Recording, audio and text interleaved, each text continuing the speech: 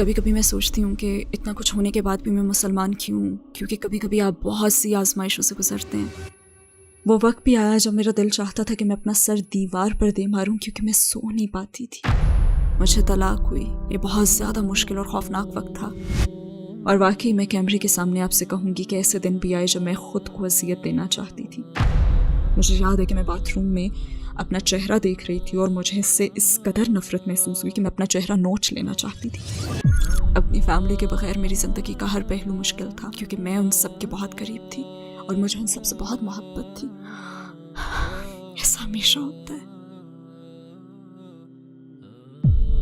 मैं कब तक ये करती रहूँगी? मैं कब तक अपनी मदद के लिए दूसरों पर भरोसा करूँगी, जबकि अल्लाह खुद कहता है, आओ मेरी तरफ, मेरे पास आओ, मुझे याद करो, मैं तुम्हें याद करूँगा।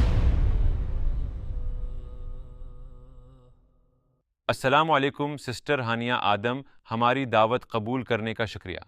आपको अपने साथ देखना हमारे लिए खुशी की बात है। मेरा पहला सवाल ये है कि हानिया आदम कौन हैं? क्या आप अपनी ज़िंदगी के मुतालिक हमें मुख्तसरन बता सकती हैं? वालेकुम अस्सलाम वरहमतुल्लाहि वबरकातुहू। मैं 3 बच्चों की माँ हूँ अल्हम्दुलिल्लाह। मैंने एक सिख ख़ानदान में परवरिश पाई। मेरे वालिदैन इंडियन हैं और मैं यूके में पली बड़ी हूँ। शानदार बचपन गुजरा अल्हम्दुलिल्लाह। बहुत ही मोहब्बत करने वाले वालिदैन मिले। मगर मैं शायद 24 या 25 साल की उम्र में मुसलमान हो गई थी और ये मेरी फ़ैमिली के लिए बहुत बड़ा सदमा था। और अल्हम्दुलिल्लाह ग्रीन लेन मस्जिद में और हर उस ऑर्गेनाइजेशन के साथ काम कर रही हूँ जिसकी मैं खिदमत कर सकती हूँ। अकीदे के लिहाज से आपकी ज़िंदगी कैसी थी? आपका किस पर ईमान था? जब बड़ी हुई तो मेरे वालिदैन ने मुझे सिख अकीदा सिखाया, जो मुझे बहुत अच्छा लगता था। जैसे मुझे गोल्डन टेम्पल अमृतसर जाना भी याद है, बहुत मज़ा आया था। मुझे हेमकुंड साहब को विज़िट करना भी याद है, जो कि हिंदू आश्रम के तौर पर ज़्यादा पहचाना जाता है। वहाँ भी बहुत ज़्यादा मज़ा आया। और मुझे याद है कि बहुत ही छोटी उम्र से ना मैं अपनी ज़िंदगी में खुदा की ज़रूरत को महसूस किया करती थी, और जब मैं उन जगहों पर जाती तो मुझे ज़्यादा खुशी और इत्मीनान महसूस होता था। मैं कह सकती हूँ कि मेरी परवरिश के दौरान अल्हम्दुलिल्लाह मेरे वालिदैन ने मुझे बहुत अच्छी बातें सिखाई थीं। उन्होंने मुझे मेहनत करने, तालीम हासिल करने और ईमानदारी जैसे अच्छे अखलाक दिए। उन्होंने मेरी बहुत अच्छी परवरिश की अल्हम्दुलिल्लाह। शायद यूनिवर्सिटी का ज़माना था जब मैं बड़ी हद तक सेक्युलर ज़िंदगी जी रही थी, यानी मैं मज़हब को तो फॉलो कर ही नहीं रही थी। हाँ, एक रूहानी ताल्लुक ज़रूर था, मगर मैं किसी मज़हब पर अमल नहीं करती थी। मैं आपको सच बताऊंगी कि शराब पीना मेरे लिए कोई मसला नहीं था। जैसा चाहती मैं वो वैसा ही लिबास पहनती, कोई मसला था ही नहीं, बल्कि ये सब तो मेरे लिए नॉर्मल था। मुझे इसमें कोई ख़राबी नहीं लगती थी। ये मेरा नॉर्मल लाइफ स्टाइल था उस वक्त। तो मुसलमान होने से पहले मैं बस ऐसी ही ज़िंदगी गुजार रही थी। आपने इस्लाम के मुतालिक पहली बार कब सुना? क्या आपके जहन में कोई तासब था? हाँ, शायद मैं थोड़ी सी इस्लामोफोबिक थी। मैं सोचती थी कि तब इराक़ और दूसरी जगहों पर काफ़ी कुछ चल रहा था, और शायद मैं अल्लाह अकबर के अल्फाज सुनकर ना खौफज़दा हो जाती थी। ये अल्फाज मुझे खौफज़दा कर देते थे, और मैं ये समझती थी कि सारे मुसलमान मर्द बहुत सख्त होते हैं, अपनी बीवियों को मारते हैं, और बस इस तरह की सोचें थी। और हज़रत आयशा रज़ियल्लाहु ताला अन्हा और उनकी उम्र का जो मामला था वो हमेशा मेरे जहन में रहता था। मतलब बहुत से उल्टे ख़यालात थे। मैं ये सोचती थी कि मुसलमान औरतें जो हैं वो तो बहुत मसलूम हैं, उन्हें हिजाब क्यों पहनाया जाता है, ये तो ठीक नहीं है। मेरे बहुत से एतराज़ात थे। इस्लाम की तरफ आपका सफ़र कैसे शुरू हुआ? इस्लाम की कौन सी बात ने आपको सबसे ज़्यादा मुतासिर किया? मज़े की बात यह है कि मुसलमान औरतों के मतलब मेरे इन ख़यालात के बावजूद मैंने इस्लाम में सबसे पहले औरतों पर ही गौर करना शुरू किया था। मैंने इंटरनेट पर बहुत से लेक्चर सुने, मैंने बहुत कुछ पढ़ा। वो दारुस्सलाम की एक किताब है, इस्लाम की अजीम औरतें, बहुत शानदार किताब है। मेरा ख्याल था कि मुसलमान औरतें हैं ना वो बहुत मसलूम हैं, लेकिन जब मैंने इस्लाम का मुताला शुरू किया तो मुझे एहसास हुआ कि असल में मुआशरा ही औरतों पर जुल्म कर रहा है। इस्लाम तो बहुत एडवांस्ड मज़हब है, दर हकीकत ये इतना ज़्यादा एडवांस्ड है कि शायद हम ही बतौर मुआशरा अभी तक उस तक पहुँच ही नहीं सके। और इंशाल्लाह ये एक बार फिर से उभरेगा, क्योंकि इस वक्त जिनसी शनाख्त और ख्वाहिशात के हवाले से हमें जिन भी मसाइल का सामना है, मेरे ख्याल में तो इस्लाम के पास ही इन सब का जवाब है। और शायद वो वक्त भी आ चुका है कि अब हम इसमें दिलचस्पी लें, क्योंकि इस्लाम औरतों को कई तरह से आज़ादी देता है। दर हकीकत वो औरतों को इस मकाम पर रखता है। तो अगर मुआशरा ये बात समझ लेना तो वो मेरी तरह मान लेगा कि सुभान अल्लाह, इस्लाम तो औरतों को बहुत से हुकूक देता है। वो हुकूक जो इस मुल्क में और मुसलमान मुल्कों में हमारे पास पहले कभी थे ही नहीं। पैगंबर मोहम्मद सल्लल्लाहु अलैहि वसल्लम ने हमें सिखाया कि عورتوں کو عزت کیسے دی جائے. مثلاً میں کہوں گی کہ ہمیں مہر کا دیا جانا اس کی ایک مثال ہے. پہلے تو عورت اپنی رقم مرد کو دیا کرتی تھی نا، اور اب مرد عورت کو مہر دیتا ہے. سبحان اللہ. یہ ان لوگوں کے لیے بہت بڑی بات تھی جو بیٹی کی پیدائش پر اپسٹ ہو جایا کرتے تھے، اور اتنے زیادہ کہ وہ اسے قتل کر دیتے تھے. پیغمبر محمد صلی اللہ علیہ وسلم کا فرمان ہے، مفہوم کچھ اس طرح سے کہ اگر تم بیٹیوں کی پرورش کرو گے تو تمہیں جنت ملے گی، تم میرے ساتھ جنت میں اس طرح ہوگے. سبحان اللہ. اور پھر چھوٹی سے چھوٹی بات، جیسے کہ عورت اگر آپ سے لڑ رہی ہے، بحث کر رہی ہے، جب غصہ آ جائے تو خاموش ہو جاؤ. انہوں نے یہی کیا، وہ خاموش ہو جاتے. یعنی عورتوں کو بھی جذبات ظاہر کرنے کا موقع دیا. سبحان اللہ. کون سا دین آپ کو یہ باتیں سکھاتا ہے؟ میں ایسی بہت سی مثالیں دے سکتی ہوں، مگر شاید پھر آپ کی ریکارڈنگ کبھی ختم ہی نہ ہو. یعنی آپ اسلام میں عورتوں کی حیثیت سے متاثر ہوئیں اور اس کے علاوہ بھی کسی چیز نے متاثر کیا؟ سچ یہ ہے کہ جب میں یونیورسٹی میں تھی تو میں ایسی زندگی گزار رہی تھی جہاں مجھے بہت زیادہ آزادی حاصل تھی. یعنی جب کسی کو اتنی زیادہ آزادی حاصل ہو، وہ باہر جاتی ہو، کلبنگ، ڈانسنگ، وہ شراب پیتی ہو، یہ لائف سٹائل ہو، تو ایسے میں نا پھر اسے ہمیشہ خوشی کے اگلے لمحے کی تلاش رہتی ہے، یا پھر وہ دوسرے شخص کی طرف سے نا عزت افزائی کے الفاظ سننا چاہتی ہے جو کہ اسے کہے کہ او واو بہت پیاری لگ رہی ہو، یا آئی لو یو. اور ایک لڑکی کی حیثیت سے نا وہ بس دوسروں ہی کی طرف دیکھتی ہے جو اسے اس طرح سے عزت دیں، جبکہ اسلام میں آپ کو یہ سب کرنے کی ضرورت نہیں ہوتی. یہاں عزت افزائی دوسروں کی طرف سے نہیں آتی. پیغمبر محمد صلی اللہ علیہ وسلم نے ہمیں سکھایا کہ ہماری قبولیت سب سے پہلے اللہ سبحانہ و تعالیٰ کی طرف سے ہوتی ہے، اور جب آپ اللہ اور پیغمبر محمد صلی اللہ علیہ وسلم سے محبت کرنا سیکھ لیتے ہیں نا، تو پھر عجیب اطمینان محسوس کرتے ہیں. آپ کو یہ الفاظ سننے کے لیے نا پھر کسی بھی مرد پر بھروسہ نہیں کرنا پڑتا، اور اگر وہ بھی آپ کو مل جائے تو یہ تو اللہ کی رحمت ہے نا، اور آپ اس طرح ساتھ ہو جاتے ہیں. اس طرح نہیں، اس طرح ساتھ. اللہ سبحانہ و تعالیٰ قرآن میں فرماتے ہیں کہ اس نے مردوں اور عورتوں کو برابر مگر مختلف بنایا. یہ کتنی کمال کی بات ہے نا یہ. اور میں نے اس سے یہ سمجھا ہے کہ جب اللہ سبحانہ و تعالیٰ آپ کو کہتے ہیں نا کہ عورت خود کو ڈھانپ کر رکھے، حجاب پہنے، تو اس لیے کہ اس نے ہمیں ایک دوسرے سے مختلف بنایا ہے. مجھ میں اچھا لگنے، خوبصورت لگنے کی خواہش ہو سکتی ہے، مگر اللہ نے مردوں کو مختلف بنایا ہے. وہ آپ کو دیکھ کر یہ سوچ سکتا ہے کہ میں اس کے پاس جا سکتا ہوں، میں یہ کر سکتا ہوں، یا پھر یہ میں کہہ سکتا ہوں. لہٰذا اللہ فرماتا ہے کہ خود کو محفوظ بناؤ، خود کو ڈھانپ کر رکھو. مگر مرد میں خواہش ہمیشہ رہے گی. ہاں، جب یہ تعلق حلال ہو جائے تو آپ اس سے لطف اندوز ہوتے ہیں، اور اگر آپ کے پاس نہ ہو تو پھر آپ غیر مطمئن رہتے ہیں. وہ کون سی بنیادی بات ہے جس نے آپ کو قائل کیا کہ اسلام ہی 100% سچ ہے؟ السلام علیکم بھائیوں اور بہنوں، ہمیں احساس ہوا ہے کہ ہمارے چینل پر 80% ناظرین بشمول اس ویڈیو کے ہمارے سبسکرائبرز نہیں ہیں. جیسا کہ آپ جانتے ہیں کہ ہم غیر منافع بخش تنظیم ہیں اور ہماری ویڈیو پر اشتہارات غیر فعال ہیں. ٹورڈز ایٹرنیٹی صرف ایک یوٹیوب چینل ہی نہیں بلکہ ایک مدرسہ بھی ہے. یہاں ہم خود کو اور نوجوانوں کو اسلامی تعلیم سے آراستہ کرتے ہیں. لہٰذا ہمارے اس مطالبے کا واحد مقصد سچائی کو پھیلانا ہے. ہو سکتا ہے بظاہر یہ چھوٹا عمل لگے، لیکن انشاءاللہ یہ ہمیں لاکھوں لوگوں تک پہنچنے میں مدد کرے گا. آئیے اب لائک اور سبسکرائب بٹن پر کلک کریں اور ساتھ مل کر ٹورڈز ایٹرنیٹی کا سفر کریں. وہ کون سی بنیادی بات ہے جس نے آپ کو قائل کیا کہ اسلام ہی 100% سچ ہے؟ گرین لین مسجد جانے کے حوالے سے مجھے وہاں پہلی مرتبہ جانا یاد ہے، جب میں نے بہت ساری ایسی بہنوں کو دیکھا جو سر سے پیر تک سیاہ برقعے میں ڈھکی ہوئی تھیں. یہاں ہیری پوٹر کا ذکر کرنا تھوڑا فنی ہوگا، مگر وہاں مجھے ہیری پوٹر کا ایک سین یاد آ گیا جب ہاگورٹس میں وہ سب ایسے ہی لباس میں تھے. تو میرے ذہن میں پہلی چیز یہی آئی تھی، اور پھر میں نے سوچا واو، انہوں نے اپنی مرضی سے یہ لائف سٹائل چنا ہے. مطلب میں بھی اس طرح کا اعتماد محسوس کرنا چاہتی ہوں، کیونکہ میں تو ابھی منی اسکرٹ میں گھومتی ہوں نا، لیکن میں جاننا چاہتی ہوں کہ اس لباس میں سڑکوں پر چلنا کیسا لگتا ہے. اور صرف یہی نہیں بلکہ وہ سب تو بہت ملنسار، بہت محبت کرنے والی، مہربان اور مددگار تھی. اور سچی بات یہ ہے کہ کبھی کبھی دوسروں سے بات نہ کرنا نا اپنے لیے ہی مشکلات پیدا کرنے کا سبب بنتا ہے. جیسے میں نے حجاب پہننے والی مسلمان عورتوں سے تو کبھی بات کی ہی نہیں تھی، بلکہ میں نے کسی بھی مسلمان عورت سے بات نہیں کی تھی. لہٰذا میرے لیے یہ پہلا موقع تھا. انہوں نے تو مسکرا کر میرا استقبال کیا، جبکہ ہم لوگوں میں تو اتنے تعصبات اور اتنے غلط خیالات ہیں، اور ہم سمجھتے ہیں کہ حجاب والی عورتیں تو مسکراتی نہیں ہیں. اور یہی وہ عورتیں تھیں جو مسکرا بھی رہی تھیں، ہنس بھی رہی تھیں، مذاق بھی کر رہی تھیں. اور میں نے سوچا کہ یہ تو نارمل ہے، یہ بھی انسان ہے. وہ سیاہ گاؤن میں حرکت کرتی ہے، کوئی پتلیاں نہیں ہیں، یہ انسان ہے. اور کتنی عظیم عورتیں ہیں. آپ نے کلمہ کیسے پڑھا اور آپ کو کیسا محسوس ہوا؟ میں نے اسی مسجد کے اپنے اگلے ہی وزٹ میں کلمہ پڑھ لیا تھا الحمدللہ.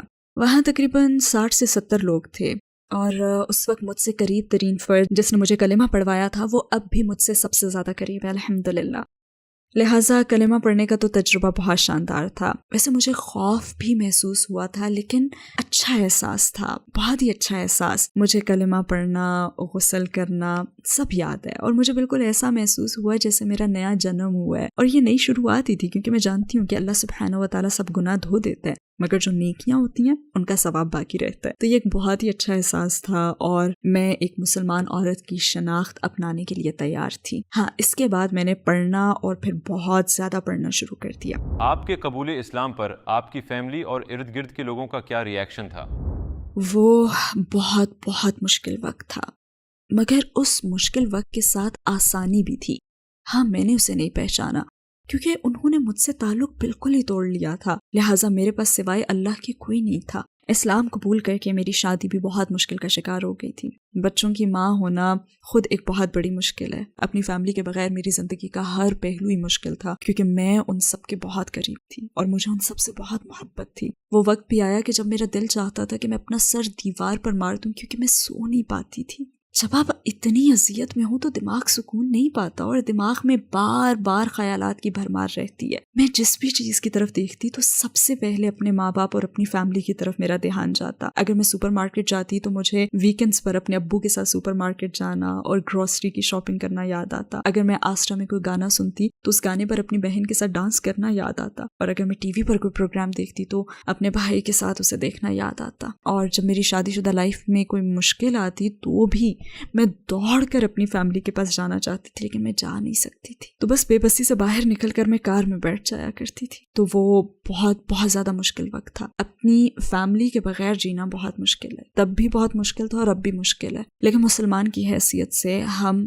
اس پر صبر کرتے ہیں اور ہم صحابہ کے قصوں سے جانتے ہیں کہ ان کے ساتھ بھی یہی ہوا تھا اور انہیں فیملی نے چھوڑ دیا تھا. ہم جانتے ہیں کہ پیغمبر محمد صلی اللہ علیہ وسلم نے اپنے چچاؤں کو کہا تھا کہ دیکھیں میں مختلف زندگی گزاروں گا. ہم جانتے ہیں کہ وہ لوگ بھی انسان تھے اور ان میں احساسات تھے. اب مجھ میں ان کے خلاف کوئی بھی بکس نہیں ہے. میں بس آپ سے اتنا ہی کہوں گی کہ میری ماں اب بھی میری رول ماڈل ہیں. وہ اب بھی مجھے دنیا کی ہر چیز سے زیادہ پیاری ہیں، بالکل ایسے جیسے محمد صلی اللہ علیہ وسلم کو اپنے غیر مسلم چچا سے محبت تھی. وہ اپنے چچا کے لیے روئے اور ان کے لیے سب کچھ کیا. میرے بھی اپنی ماں کے لیے وہی احساسات ہیں. وہ ایک شاندار عورت ہیں اور انہیں اس رویے کا حق ہے. میں نے ان کا دل توڑا ہے اور میں اپنی موت تک نہ اپنی ماں کا دل دکھانے کے لیے ان سے معافی مانگتی رہوں گی. لہٰذا میں ان کے لیے دعا کرتی ہوں.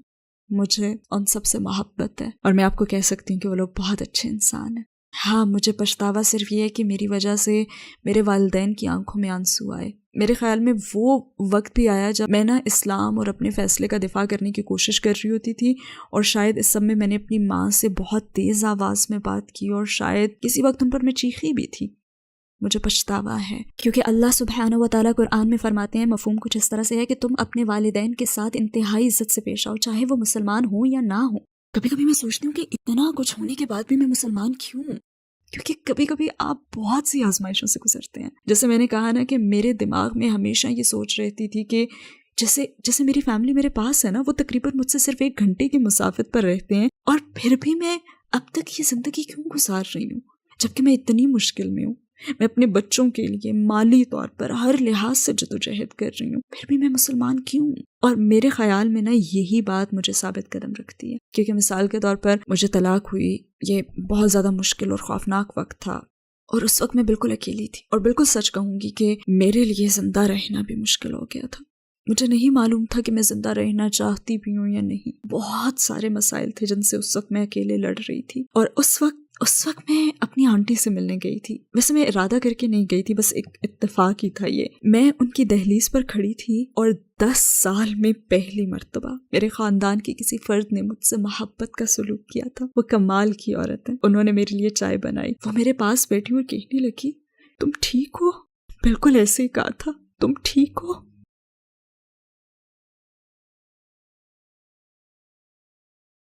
ایسا ہمیشہ ہوتا ہے. یہ میری آنٹی تھی. میرے خاندان کے کسی فرد نے پہلی مرتبہ مجھ سے پوچھا تھا، تم ٹھیک ہو؟ اور انہوں نے پوچھا کہ تم آگے کیا کرو گی، تمہارا کوئی پلان ہے؟ کیونکہ میرے پاس کچھ نہیں تھا. میرے پاس بس میرے 3 بچے تھے. اور خدا کی قسم میں اپنا گھر نہیں چھوڑنا چاہتی تھی. میں وہاں بیٹھی اور میں نے سوچا او خدا کیا ہو جاتا اگر میں اپنا اسلام چھپا کر رکھتی، اپنے اسلام کو اپنے دل میں ہی رکھتی. لیکن اگر میں گھر واپس آ جاؤں تو، کیونکہ وہ مجھ سے محبت کرتی ہیں اور میں ان کے ساتھ رہنا چاہتی ہوں. میں ان کا گھر چھوڑ کر نہیں آنا چاہتی تھی، میں ان کے گھر میں رہنا چاہتی تھی. میں ہر چیز چھوڑ دینا چاہتی تھی بس اپنا دین نہیں. اور میں نے سوچا میں اسے چھپا سکتی تھی. میں اوپر کی منزل پر نماز پڑھ لیتی جب کوئی نہ دیکھ رہا ہوتا مجھے. میں گھر واپس جانا چاہتی تھی. قدر اللہ میری دادی جنہوں نے مجھے ان 10 سالوں میں نہیں دیکھا تھا، بہت زیادہ بوڑھی تھیں. وہ کمرے سے باہر آئیں اور قریب ہی تھا کہ وہ مجھے دیکھ لیتی. میری آنٹی نے مجھے کہا کہ فوراً چلی جاؤ، گھر سے باہر نکل جاؤ، کیونکہ اگر انہوں نے تمہیں دیکھ لیا تو وہ بہت بوڑھی ہیں اور ہمیں نہیں پتا کہ آگے کیا ہوگا.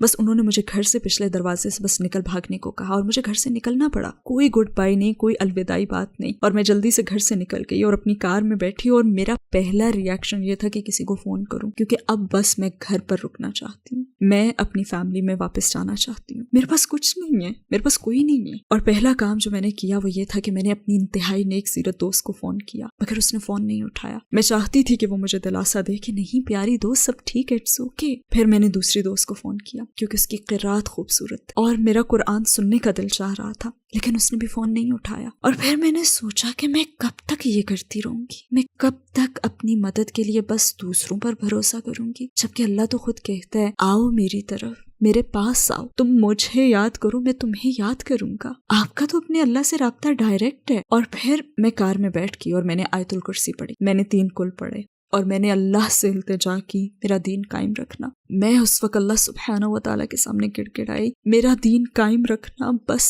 میرا دین قائم رکھنا، میں اس کے لیے سب کچھ سہنے کے لیے تیار ہوں، بس مجھے مسلمان کی موت دینا. میں نے یہ دعا کی اور میرے خیال میں یہ ایک اور اہم ترین لمحہ میری زندگی میں آیا تھا جب میں نے جانا کہ ہاں میں مسلمان ہوں. کیونکہ شیطان آپ کے پاس بہت مرتبہ آئے گا اور اسلام کے بارے میں آپ کے دل میں وسوسے پیدا کرے گا. کیا میں مسلمان ہوں؟ میں کس کے لیے مسلمان ہوں؟ میں کیوں مسلمان ہوں؟ مجھے اسلام کے متعلق کون سی بات آخر پسند ہے؟ شیطان آپ کے پاس اس وقت آئے گا جب آپ بہت کمزور اور بے بس ہوں گے. شیطان آپ کے پاس آتا ہے. لہٰذا دین سیکھنے کے وہ تمام 9-10 سال اس وقت ڈھال بن کر میرے سامنے آ گئے تھے. لہٰذا میں بچوں سے بھی بس یہی ایک بات کہتی ہوں کہ کیونکہ وہ بھی نہ سمجھ ہے نا، وہ اسلام کی روحانیت کو محسوس ہی نہیں کر سکتے، وہ بھی بہت چھوٹے ہیں اور ان کی نظر میں زندگی بہت بڑی ہے. میں انہیں کہتی ہوں کہ علم سیکھتے رہو، کیونکہ آپ نہیں جانتے کہ جس لمحے آپ مشکل میں گھرتے ہو تو جو کچھ آپ نے سیکھا ہوتا ہے نا، چاہے سیکھنے کا مقصد جانے بغیر ہی سیکھا ہو، وہ آپ کی مدد کے لیے آتا ہے اور مشکل وقت میں آپ اور آپ کی زندگی کو بچاتا ہے.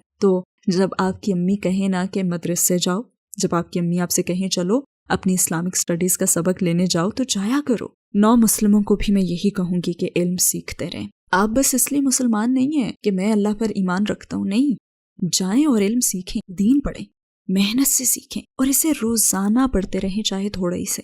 کیونکہ جب آپ پر کوئی مشکل آئے گی تو شیطان آپ کے پاس آئے گا اور آپ کا ایمان چھیننے کی کوشش کرے گا. اس وقت اچانک نا آپ کی تمام سیکھی ہوئی جو چیزیں ہوتی ہیں نا وہ آپ کے ذہن میں آ جائیں گی اور آپ کو پھر بچا بھی لیں گی، جیسے مجھے اس دن بچا لیا. میں آپ کے سامنے اور مثالیں بھی دے سکتی ہوں اور واقعی کیمرے کے سامنے میں آپ سے کہوں گی کہ ایسے دن بھی آئے جب میں خود کو اذیت دینا چاہتی تھی. مثلا مجھے یاد ہے کہ میں باتھ روم میں اپنا چہرہ دیکھ رہی تھی اور مجھے اس سے اس قدر نفرت محسوس ہوئی کہ میں اپنا چہرہ نوچ لینا چاہتی تھی. اور بدترین چیز یہ کہ ایسی کیفیت باتھ روم میں ہوئی تھی جہاں پہ آپ اعوذ باللہ من الشیطان الرجیم بھی نہیں پڑھ سکتے. جب آپ بے بس ہونا تو اس وقت کبھی بھی باتھ روم نہ جائیں. خیر بہرحال پھر میرے ذہن میں نا ایک آواز گونجی کہ کھڑکی سے باہر دیکھو. میں نے کھڑکی سے باہر دیکھا تو آسمان نظر آیا. میں بس تیزی سے سیڑھیاں اتری اور اپنے دروازے کھول کر میں گارڈن میں چلی گئی. میں نے آسمان کی طرف دیکھا، اوپر آسمانوں میں دیکھا، کیونکہ مجھے قرآن کی آیت یاد ہے، شاید یہ قرآن میں ہے یا شاید حدیث ہے. اللہ سبحانہ و تعالیٰ فرماتے ہیں، اس کا مفہوم کچھ یوں ہے کہ ایمان والوں کو چاہیے کہ وہ آسمان کو دیکھیں جو ان کے لیے ایک نشانی ہے. اور بس میں اپنے گھٹنوں پر بیٹھ گئی اور اللہ سے التجا کی، یا اللہ مجھے دین پر قائم رکھنا. اسی میں آزادی ہے، اسی میں اطمینان ہے، جس میں ہمیں کسی بھی انسان پر بھروسہ کرنا ہی نہیں پڑتا. آپ کو کسی اور انسان کی ضرورت نہیں رہتی، آپ کو اپنی زندگی میں اللہ سبحانہ و تعالیٰ کی ضرورت ہوتی ہے. اور بس میں نے یہی کیا، لہٰذا میں نے خود کو اذیت نہیں دی کیونکہ میرے پاس اللہ ہے. تو آپ کی 14 سالہ مسلمان زندگی کے لمحات میں وہ کون سا لمحہ تھا جب آپ کو اپنی فیملی کی سب سے زیادہ ضرورت محسوس ہوئی مگر وہ لوگ آپ کے پاس نہیں تھے؟ جب شادی میں مشکلات پیش آئی تھی تب مجھے اپنے والد کی ضرورت تھی، مجھے یہ تحفظ چاہیے تھا، مجھے ان کے تحفظ کی ضرورت تھی۔ ہر عورت کو کم سے کم ایک بھائی کی ضرورت ہوتی ہے، جیسے مجھے اس وقت اپنے بھائی کی ضرورت تھی۔ تب مجھے ان لوگوں کی سب سے زیادہ کمی محسوس ہوئی تھی، اور اپنی زندگی کے ہر موقع پر ایک محرم کے تحفظ اور سیکیورٹی کی کمی۔ ہم یہ باتیں سنتے ہیں نا کہ اے عورتوں، ہمیں مردوں کی ضرورت ہی نہیں ہے۔ کم آن، آپ کو یقیناً ضرورت ہے۔ جب آپ کی زندگی سے مرد نکل جاتے ہیں نا، تب آپ کو احساس ہوتا ہے کہ ہاں، مجھے اپنی زندگی میں مرد کی ضرورت ہے۔ اور پھر میری امی، میں نے انہیں اس وقت بہت مس کیا تھا جب میرے بچے ہونے والے تھے۔ جب میں نے جاب شروع کی تو انہیں اس وقت بھی میں نے بہت مس کیا تھا، کیونکہ جو میری امی ہیں وہ ایک بہت ہی مضبوط عورت ہیں۔ میں ان سے سیکھنا چاہتی تھی، مگر ہاں الحمدللہ میرے پاس بہت سی خوبصورت یادیں ہیں، اور میں نے اپنی امی کے ساتھ بہت سا وقت گزارا ہے، اور انہیں ایسی مضبوط عورت بنتے ہوئے دیکھا ہے میں نے اپنے سامنے۔ تو الحمدللہ میرے پاس اب بھی ان کی جو سکھائی ہوئی باتیں ہیں وہ موجود ہیں۔ میں اب بھی اپنے والدین کی باتوں پر بہت زیادہ عمل کرتی ہوں، کیونکہ وہ اسلام کے خلاف نہیں ہے، تو پھر کیوں نہ کروں۔ اور میرے خیال میں ہر نو مسلم کے لیے نا یہ اعتراف کرنا ضروری ہے کہ آپ اپنی فیملی سے محبت کر سکتے ہیں۔ پیغمبر محمد صلی اللہ علیہ وسلم نے اپنے چچا سے محبت کی تھی، اور میں بھی اپنے والدین سے کہوں گی کہ مجھے آپ سے محبت ہے، میں آپ کی عزت کرتی ہوں، میں اب بھی آپ کا حصہ ہوں، مجھ میں آپ ہی کا خون دوڑ رہا ہے۔ آپ کی سکھائی ہوئی باتیں مجھ میں اب بھی ہیں۔ آپ نے جو بھی سکھایا میں نے اسے نہیں چھوڑا۔ ایسا کرنا میرے لیے ناممکن ہے۔ آپ میرے رول ماڈلز ہیں، آپ میرا سب کچھ ہیں، اور میں آپ کے ساتھ دوبارہ ملنے کے لیے سب کچھ کروں گی، آپ سے واپس مل جانے کے لیے۔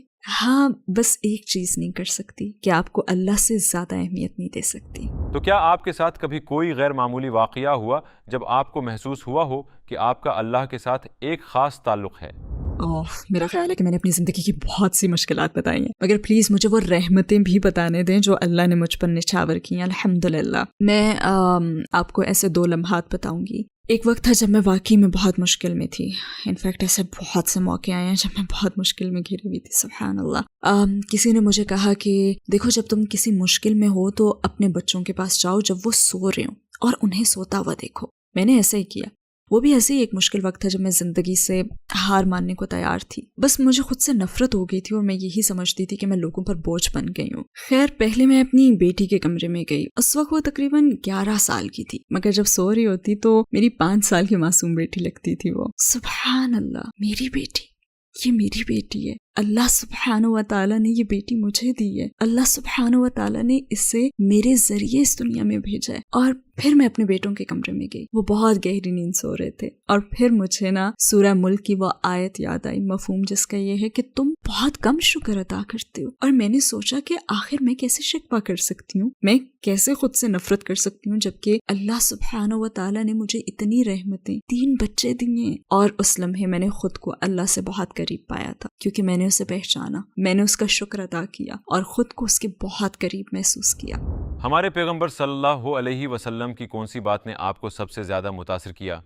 ان کے کردار نے، ہمیشہ ان کے کردار نے، اور سب سے پہلے تو عورتوں کے ساتھ ان کا حسن سلوک، کہ آپ نے اس شخص سے بات کرنا پسند ہی نہیں کی جو اپنی بیٹی کو پیار نہیں کرتا، اور پھر اپنی بیویوں کے جذبات اور احساسات کا وہ کتنا احترام کرتے تھے، اور ایسے وقت میں بہترین رویہ بھی اپناتے تھے۔ اور پھر وہ ایک واقعہ جہاں پہ ایک صحابی نے آپ صلی اللہ علیہ وآلہ وسلم کو ڈنر پر انوائٹ کیا، تو آپ صلی اللہ علیہ وسلم نے اس سے پوچھا کہ کیا عائشہ کو بھی دعوت دی ہے؟ تو اس نے کہا نہیں، تو آپ نے بھی اس دعوت کو قبول نہیں کیا تھا۔ ان کی ہر بات، ان کی شرافت، اپنی بیویوں کے درمیان برابر کا سلوک، گھر میں ان کی نرم مزاجی، اور پھر میدان جنگ میں ان کی طاقت، ہر چیز نے ہی متاثر کیا۔ طائف میں جب وہ مدد مانگنے گئے تو وہاں ان پر ظلم کا ہونا، پھر بھی دیکھیں انہوں نے جواب میں کیا کیا، وہ روئے بھی ہیں۔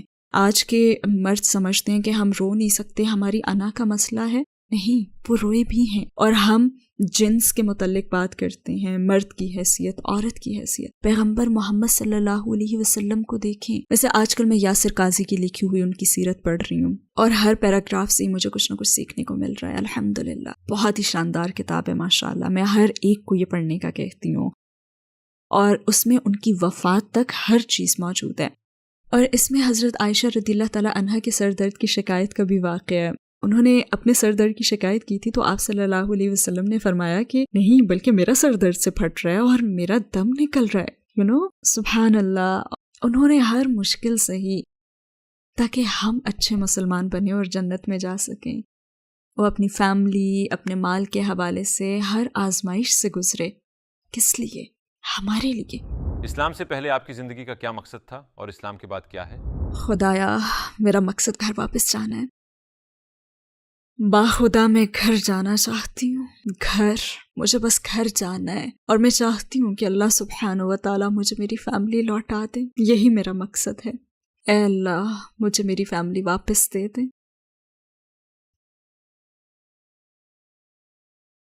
یہ تھوڑی سی زندگی ہے. میں ہر وقت خود کو یہی سمجھاتی ہوں کہ یہ دنیا کی زندگی تو بس ذرا سی زندگی ہے. ہم یہاں ہمیشہ کے لیے نہیں ہیں. میں بس گھر جانا چاہتی ہوں. آخر میں آپ ان لوگوں کو کیا کہیں گی جو آپ کو دیکھ رہے ہیں، جن کے دل اسلام کے قریب آ رہے ہیں مگر اپنے رشتہ داروں اور قریبی لوگوں کے رد عمل سے خوفزدہ ہیں؟ اپنا اصل مقصد ذہن میں رکھیں. آپ کا اصل مقصد ہے، دیکھیں، چاہے آپ میں ایک ذرہ ایمان ہو نا، چاہے آپ میں ایمان کا ذرا سا ہی احساس ہو، آپ کا اصل مقصد جنت میں پہنچنا ہے. اگر آپ واقعی اس پر ایمان رکھتے ہیں کہ خدا کا وجود ہے تو میں کہوں گی کہ سب سے پہلے آپ علم حاصل کریں. یہ جو آپ کا ذرہ برابر ایمان ہے نا، آپ اس پر جمے رہیں اور علم سیکھتے رہیں. شیطان کو اپنے پاس نہ آنے دیں کہ کہیں وہ اتنا سا ایمان بھی نہ لے جائے، کیونکہ شروع میں وہ اس کی سخت کوشش کرے گا. شیطان آپ کے پاس بھرپور انداز میں آئے گا اور آپ کو دوبارہ کافر بنانے کی کوشش کرے گا. اس لیے سیکھیں، خود کو علم دیں، اپنے مقاصد طے کریں، اپنے ذہن میں اپنا ٹارگٹ رکھیں. اور میں آپ کو بتاؤں کہ میرے ذہن میں یہ خیالات آتے تھے، میرے دماغ میں یہ باتیں چلتی تھی. ایک منفی آواز تھی اور پھر ایک اچھی آواز ابھرتی تھی. کبھی کبھی آپ کو یہ کرنا پڑتا ہے، آپ کو یہ بلند آواز سے کہنا پڑتا ہے، اے اللہ، مجھے تیری ضرورت ہے، مجھے صراط مستقیم پر چلا. اگر میں ان سوالات کے بارے میں سوچوں کہ مجھے اپنی فیملی کے ریاکشن کے باعث ایسا کرنا چاہیے یا نہیں، تو آپ یہ سوچ لیا کریں کہ آپ اکیلے دنیا سے جائیں گے. جب آپ کو قیامت میں کھڑا کیا جائے گا تو آپ کی فیملی آپ کی مدد نہیں کرے گی. اگر آپ ابھی قیامت کے دن پر ایمان لانے کے درجے پر نہیں پہنچے، کیونکہ کچھ لوگ ابھی سیکھ رہے ہیں نا، تو یہ سوچ لیا کریں کہ اس دنیا میں مجھے اپنی فیملی سے کیا فائدہ مل رہا ہے اور مجھے روحانیت سے، خدا پر ایمان لانے سے کیا فائدہ مل رہا ہے. تو اس مرحلے پر میں یہی کہوں گی کہ سب سے اہم چیز ہے علم سیکھنا. بس علم حاصل کرتے رہیں، کیونکہ یہ آپ کو منزل تک پہنچا دے گا. اور اپنے دل میں سچی تڑپ رکھیں کہ آپ وہاں تک پہنچنا چاہتے ہیں. اللہ تعالیٰ فرماتے ہیں، مفہوم یہ ہے کہ میری طرف قدم بڑھاؤ، رکے نہ رہو. تو ایسے کہا جا سکتا ہے کہ دین میں ہمیں اللہ کی طرف بڑھنے کی ترغیب دی گئی ہے. اگر آپ مسلمان ہونے کا سوچ رہے ہیں تو ایک اور قدم آگے بڑھائیں، اللہ آپ کی طرف دوڑ کر آئے گا.